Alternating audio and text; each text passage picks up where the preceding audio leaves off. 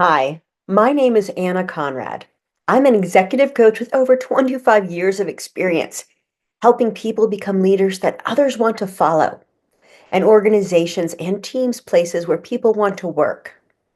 In this video, I'm going to share some game-changing strategies for dealing with that always-on manager or that colleague who makes you feel guilty for having a life outside of work. A couple months ago, my client Sarah was struggling with a teammate who sent project requests at 11 o'clock at night, and the person expected responses before the morning. Does this sound familiar to you? Or how about Marcus? Marcus felt pressured to match his manager's 24/7 work style. That is until his health began suffering.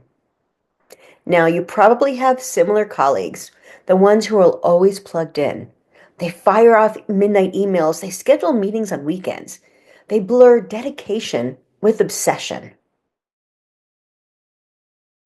Well, the first step to managing this situation effectively is to understand what's really driving the behavior. From my experience coaching executives across many industries, I've observed that workaholic colleagues are often driven by deep-seated fears of underperforming or even a relentless pursuit of validation. Now, interestingly, a recent LinkedIn survey underscored this, revealing that 41% of professionals attributed workaholism more to company culture than to their own individual choice. So, so how can you address this thoughtfully and effectively, not to mention safely? Well, here are three actionable strategies that I've seen my clients successfully implement. First, communicate with clarity and compassion. One of my clients transformed her team dynamics by saying, I noticed I bring my best creative energy when I have clear downtime. Could we explore ways to meet our goals while still protecting our personal time? This opened up an honest dialogue with her manager about work patterns and expectations. This approach has helped many of my clients establish mutual respect without creating unnecessary tension. Another thing you can do is to proactively define and communicate your availability. Set clear expectations up front. Implement practical policies such as responding to after hours emails on the next business day. That is, unless it's an urgent matter, of course. And this is where technology is your friend. Use email autoresponders or activate your do not disturb status to signal when you're not available. Here's an example out of office message that I like. Thank you for reaching out. I'm currently offline taking time to recharge. I'll respond promptly when I return. If your matter is urgent, please contact and then list the name of an alternate contact. Another director of logistics that I worked with set up this brilliant auto response.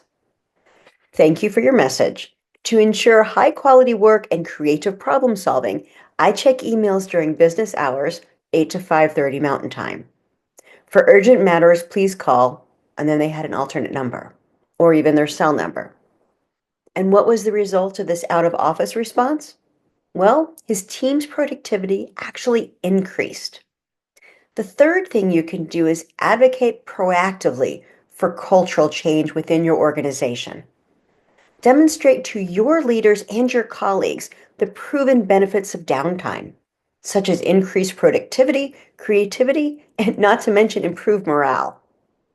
Suggest and support policies around flexible work schedules and clearly defined boundaries.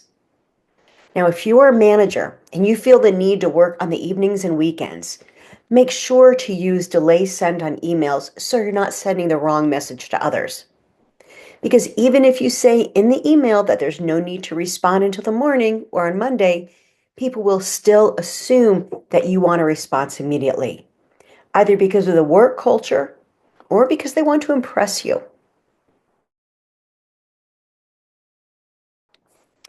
The key is to start small. Choose one boundary this week. Maybe it's turning off notifications after 7 p.m. or even blocking lunch hours on your calendar. I've seen these simple changes create ripple effects across entire organizations. Remember, setting boundaries is not selfish, it's strategic. It's about being your best self, both at work and at home. If you found this video helpful, please hit the like button and subscribe to my channel for more practical leadership strategies. And don't forget to sign up for my monthly newsletter, where I share exclusive coaching tips and success stories from real-life leaders making real changes. Drop a comment below sharing your biggest boundary setting challenge. I read every comment and I love connecting with this amazing community. Until next time, remember, your worth is not measured by your availability.